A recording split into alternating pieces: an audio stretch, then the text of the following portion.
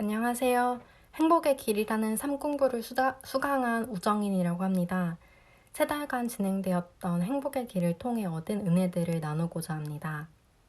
행복의 길은 총 10주 과정으로 열등감, 성인아이, 수치심, 완벽주의, 축복과 훈련, 용서하기, 행복한 가정 가꾸기 등의 10가지 주제를 다루고 있습니다. 매주 한 가지 주제에 관련하여 사모님과 1대1 대화를 하며 편안하고 솔직하게 저와 하나님에 대해 배워갔던 뜻깊은 시간이었습니다. 행복의 길을 하게 된 계기는 같은 카라간다 목장에 있는 박한나 예비 목자님이 제안을 해주어서 사모님께 문의를 드렸고 감사하게도 바로 시작하게 되었습니다. 호기심과 궁금증으로 시작했던 삶공부가 더 큰 하나님의 은혜로 돌아오게 되어 참 감사하고 기쁩니다. 10주가 굉장히 빠르게 지나간 것 같습니다. 같이 도와주시고 이끌어 주셨던 이현정 사모님께 감사드리고 모든 과정을 인도해 주신 우리 주님께 감사드립니다.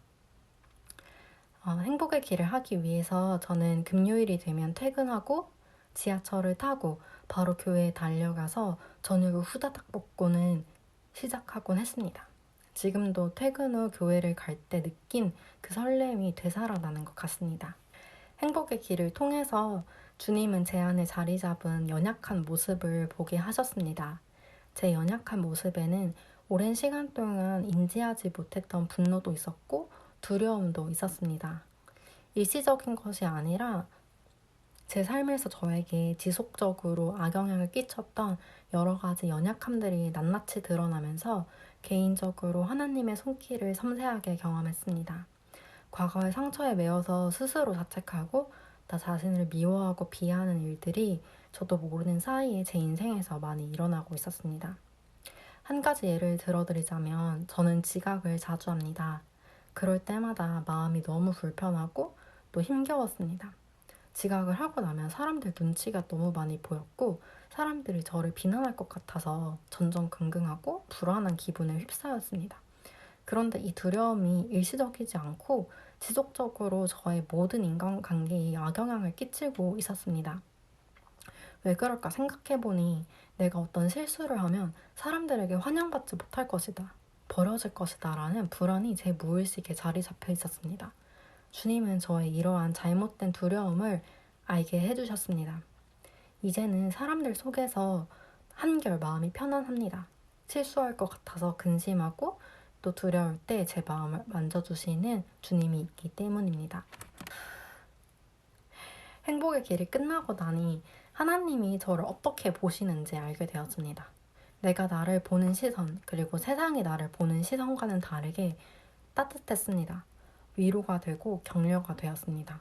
내가 나를 사랑하는 것보다 하나님이 저를 더 많이 사랑해 주고 계심을, 세상의 기준과는 다르게 저를 귀하게 대해 주심을 깨달았습니다. 너무 신실하신 주님이십니다. 주님은 너무 성실하시고 따뜻하신 분 같습니다. 아집과 분노로 똘똘 뭉쳐서 살아갔던 저에게 주님이 먼저 다가오셨습니다. 주님은 저의 참 빛이시고 생명이십니다. 저는 늘 제 실패가 저이고 나의 성과가 나 자신이라고 생각하며 살았습니다. 그래서 너무 힘들었고 서러웠고 열등감에 찌들어 살았습니다. 그러나 하나님은 전혀 다른 정의를 내려주셨습니다. 그래서 이제 전 제 실패와 상처에서 자유합니다. 내 상처는 이제 더 이상 힘이 없습니다. 이제 전 주님 안에서 해방된 자유인이고 오직 그리스도의 종입니다. 행복의 길에서 배우고 큰 힘을 얻었던 내용들을 소개합니다. 수업하면서 받아 적었던 문장들입니다. 하나님이 나를 사랑하시기 때문에 나는 완전하지 않아도 괜찮다. 재능만으로 잘할 수 있다. 왜냐하면 재능 플러스 하나님의 은혜와 능력이기 때문에. 나는 어느 정도 해냈어. 그리고 그것은 많이 발전한 거야. 나는 하나님께서 나를 사랑하신다는 것을 믿는다. 하나님께서 나를 다스리신다. 나는 예수 그리스도를 통하여 하나님 앞에서 정결하게 되었다. 늘 바쁘게 살다 보면 주님과 멀어지고 내 능력을 의지하다 보면 또 얼마 못 가 우울하고 힘겨워하는 내 자신을 계속 발견하게 되었습니다. 행복의 길을 하면서 배운 내용들을 통해서 참된 치유와 회복을 누리고 매사에 내 노력보다 하나님의 은혜가 더 크다는 것을 인정하게 되길 바랍니다. 하나님은 악조건에도 역사하시는 분이십니다. 주님께서는 제 상황이 좋든지 나쁘든지 역사하시는데 제약이 없습니다. 주님은 단점과 악조건을 통해서 더 나은 것으로 이끌어 주심을 믿음으로 고백합니다. 하나님을 더 잘 믿고 순종하고 싶은 마음이 생겼습니다. 나를 너무 잘 아시고 또 위로해 주시는 주님이심을 고백합니다. 저에겐 주님이 정말 큰 위로입니다. 내가 너희에게 평안을 준다. 내가 주는 평안은 세상이 주는 평안과는 다르다. 이제 너는 마음에 근심하지 말고 두려워하지도 말아라. 요한복음 14장 27절 말씀. 누구든지 그리스도 안에 있으면 그는 새로운 피조물입니다. 보십시오. 새 것이 되었습니다. 고린도전서 5장 17절 말씀. 이전 일을 생각하지 말고 옛적 일을 기억하지 말라. 보아라. 이제 내가 새 일을 행하리니 이제 나타낼 것이라. 이사야 43장 18절에서 19절 말씀. 행복의 길 각 주제마다 마지막 페이지에 말씀이 하나씩 적혀 있습니다. 주제와 관련된 말씀을 적어두는 것 같습니다. 은혜가 되어서 같이 넣었습니다. 오늘도 저를 이끌어주시고 또 행복의 길 간증하게 해주신 주님께 감사드립니다. 오늘도 믿음으로 굳세게 살아가겠습니다. 좌절하지 않고 실망하지 않겠습니다.